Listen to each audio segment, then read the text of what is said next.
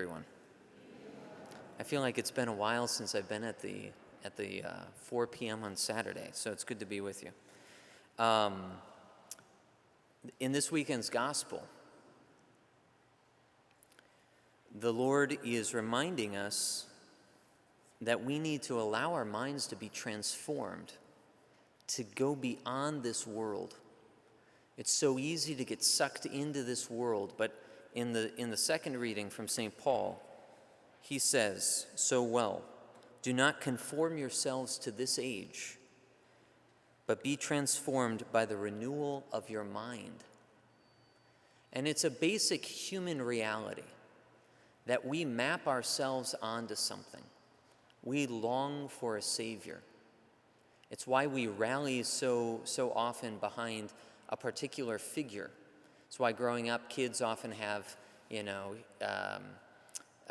a sports figure that they look up to, that they long to be like.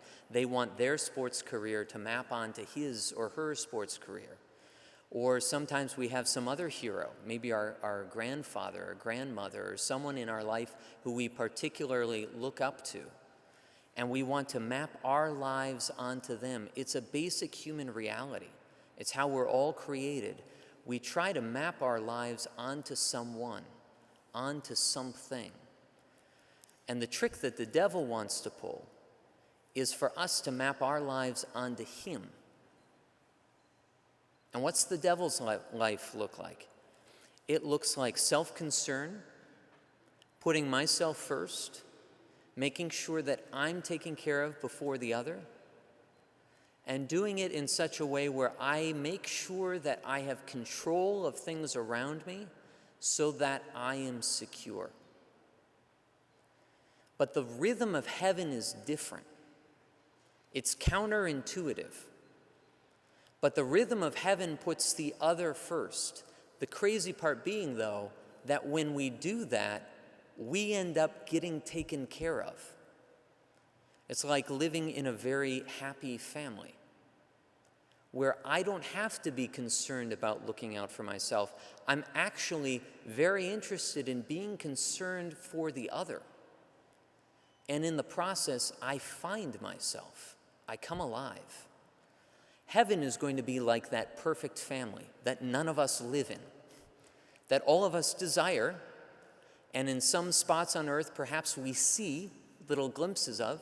Perhaps in our own families, we see in little snapshots, it sort of arises. Heaven sort of becomes there at particular moments. But in heaven, it will be perfect and be forever. And Jesus encourages us through the words of St. Paul today, map your minds onto that. Allow your mind to be transformed. Seek to be like that. Live now as a citizen of heaven. And then in the gospel, Christ reiterates this when he's talking with Peter. He tells all of his disciples, I have to go to Jerusalem to die. And Peter, who though he's thinking about Jesus in a way, is thinking of himself because he does not want to lose Jesus. Jesus has utterly changed his life. He's felt the impact of being transformed by God, and it's a good thing. And he wants to make sure that's always there in the way that he knows it can be. So the moment he hears that Jesus is going to be taken from him, he revolts against that. And he says, no, I have to cling to you. Lord forbid that would ever happen to you.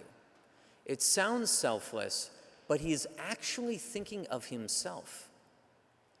And this is where Jesus says, Peter, you're not thinking like God does. You're thinking like man. You're putting yourself first. He could say to him the same thing St. Paul says to us, allow your mind to be transformed, Peter. What was it that you experienced in me that you liked so much? Love. And what does love look like?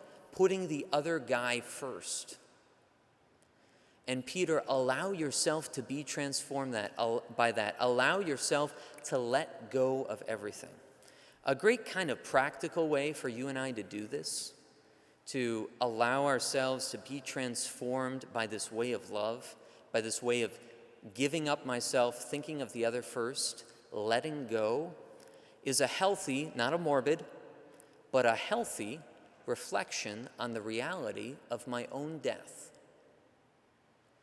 That in reality, and this is not a morbid thing, this is not exaggerating in any way, all of us will die. And in death, what really happens? We have to let go of everything. So if we find on a day-to-day basis that I struggle to let go of little things, I struggle to let go, to allow the control to leave my grasp in even just small ways. You know, if I get frustrated easily with the way the guy who makes the coffee in the office every morning makes the coffee, but it's not my job, it's his job. And I allow my whole day then to be affected by that sort of impatience that bubbles up. In a way, what's going on? It's a reality, it's a reminder to me. In fact, God might be doing me a favor by letting me see, there are many little things that I'm not willing to let go of. Little things that I'm not willing to let go of control of. And what does that mean? It means that in little ways, I have a lot to do to prepare for death. Because at the moment of death, what will actually happen? I have to let go of everything. And if God is giving me little challenges now during the day, during my days, moments of like testing my patience, seeing if I'm willing to let go, this actually could be a tremendous gift. Because it's very, very difficult to get to that last moment of my life and find I'm not ready to let go. And God is actually doing me a favor, is doing Peter a favor by training us along the way in being willing to let go. So that at that moment, at that last moment when Jesus says, "Will you trust me? Will you jump into my hands?" A professor I had said once, you need courage every time you do something for the first time. And the last first of your death, of your life, will be death. The last time I do something for the first time in my life is when I die, because I've never died before. And will I be ready to take that leap of faith and say, Jesus, I trust you even with my life, and I give it to you. And if I can freely give that gift, oh, what a glorious thing it will be. Because we'll find on the other side of the veil that he has that life and so much more ready to give back to us. We just ask him today, Jesus, as I'm here to worship you this Sunday, this Saturday evening, open my heart, prepare my heart, help me to accept those little moments, those little tests that you give me, so that I can practice letting go of control, so that I can be ready for that final test when you want to take everything from me so as to give it and everything more back to me.